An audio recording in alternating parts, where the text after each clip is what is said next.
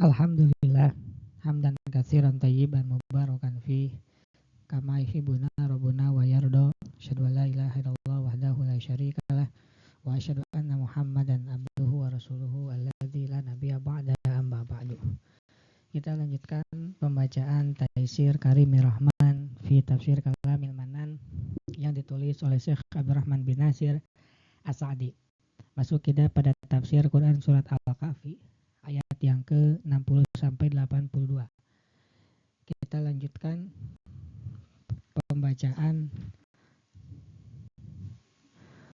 hukum-hukum dan kaidah-kaidah dan juga pelajaran penting dalam ayat yang ke-60 sampai 82.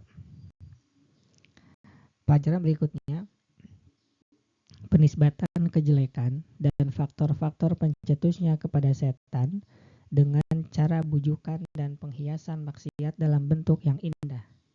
Meskipun semua perkara muncul karena keputusan dan takdir Allah. Berdasarkan firman Allah, A'udzubillahi minasyaitonirrajim, wa ma angsaniyahu illa syaitanu an adzkurah. Dan tidak ada yang melupakanku untuk menceritakannya kecuali setan. Al-Kahfi 63. Berikutnya, bolehnya seorang manusia untuk memberitahukan sesuatu yang menjadi tuntutan tabiat diri, berupa rasa capek, lapar, dan haus dengan syarat tidak dipenuhi kemarahan, dan merupakan kondisi yang benar apa adanya berdasarkan perkataan Musa, laqad laqina min safarina hadza nasaba. Sesungguhnya kita telah merasa letih karena perjalanan kita ini. Al-Kahfi 62. Berikutnya, dianjurkan memilih pelayan yang cerdas, lagi pandai agar urusannya terlaksana seperti yang diinginkan. Berikutnya, dianjurkan agar seseorang memberi makanan kepada pelayan dari jenis makanan yang dia makan dan memakannya bersama-sama. Karena yang zahir dari firman Allah, atina goda'ana, bawalah kemari makanan kita. Al-Kahfi 62 terdapat penisbatan makanan kepada mereka berdua, tuan dan pelayanannya, dan pelayannya makan bersama. Berikutnya, sesungguhnya pertolongan turun kepada seseorang berdasarkan tingkat aplikasinya terhadap perintah Allah. Dan orang yang sejalan dengan perintah Allah akan memperoleh pertolongan yang tidak didapatkan oleh orang lain. Berdasarkan perkataan Musa, laqad laqina min safarina hadza nasaba. Sesungguhnya kita telah merasa letih karena perjalanan kita ini. Al-Kahfi 62. Terdapat isyarat kepada perjalanan yang melampaui tempat pertemuan dua lautan. Adapun yang pertama, Musa tidak mengeluhkan kelelahan meskipun ditempuh dalam waktu lama. Karena itulah safar yang sebenarnya. Sedangkan perjalanan yang terakhir nampaknya ditempuh dalam setengah hari. Sebab mereka telah kehilangan ikan ketika bermalam di batu. Padahal secara eksplisit mereka bermalam di sana. Lantas berjalan kembali keesokan harinya. Sampai akhirnya datang waktu makan siang. Musa berkata kepada pelayannya, atina goda'ana, bawalah kemari makanan kita. Al-Kahfi 62. Saat itulah dia teringat bahwa dia melupakannya di tempat yang merupakan tujuan akhirnya. Berikutnya, hamba yang mereka jumpai bukanlah seorang nabi, akan tetapi seorang insan yang soleh. Sebab Allah menyebut predikatnya dengan ubudiyah, pengabdian diri, dan mengungkapkan karunia-Nya atas dirinya berupa rahmat dan ilmu. Allah tidak menyinggung risalah atau kenabiannya. Seandainya Khidir adalah nabi, tentulah Allah menyebutkannya sebagaimana dia menyebut predikat lainnya. Adapun perkataannya di akhir kisah, wa ma fa'atuhu an amri, dan bukanlah aku melakukan itu menurut kemauanku sendiri. Al-Kahfi 82. Maka perkataan ini tidak menunjukkan dirinya seorang nabi, hanya mengindikasikan keberadaan ilham dan tahdits bisikan pada dirinya, sebagaimana bisa terjadi pada selain nabi, seperti firman Allah Ta'ala, wa auhayna ila ummi Musa an ardi'ih, dan kami ilhamkan kepada ibu Musa, susuilah dia. Al-Qasas ayat yang ke-7.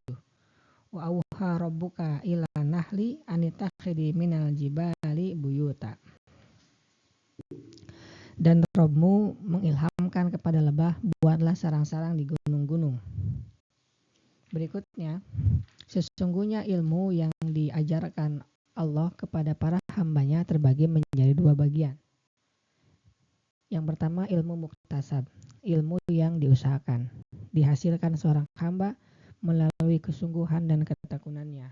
Dan jenis yang kedua yaitu ilmu laduni, Allah menganugerahkannya kepada hambanya yang dikehendakinya berdasarkan firman Allah, wa'allamnahu min ladunna ilman, dan telah kami ajarkan kepadanya ilmu dari sisi kami. Al-Kahfi 65. Berikutnya, keharusan beretika saat bersama dengan seorang pengajar dan cara berbicara dari seorang pelajar kepadanya dengan ungkapan yang paling lembut.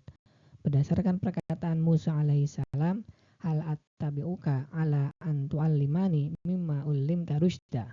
Bolehkah aku mengikutimu supaya kamu mengajarkan kepadaku ilmu yang benar dari ilmu-ilmu yang telah diajarkan kepadamu.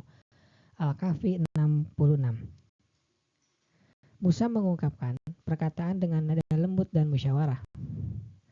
Apakah engkau memberi izin kepadaku ataukah tidak? Disertai pengakuan untuk mau belajar darinya. Berbeda halnya dengan orang-orang yang berperilaku keras atau sombong yang tidak memperlihatkan kebutuhannya kepada ilmu sang guru. Justru mengklaim dirinya saling membantu dalam dengan pengajarnya. Bahkan boleh jadi dia berasumsi bahwa dia telah mengajari gurunya, padahal dia tidak tahu sama sekali. Jadi menghinakan diri di hadapan seorang guru dan memperlihatkan kebutuhannya kepada pengajarannya termasuk perkara yang paling bermanfaat bagi pencari ilmu.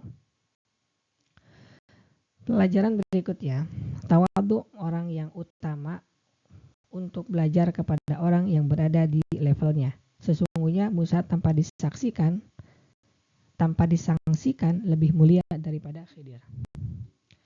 Berikutnya, orang yang sudah berilmu lagi berkedudukan tinggi mempelajari ilmu yang belum dia kuasai dari orang yang mahir pada bidang itu.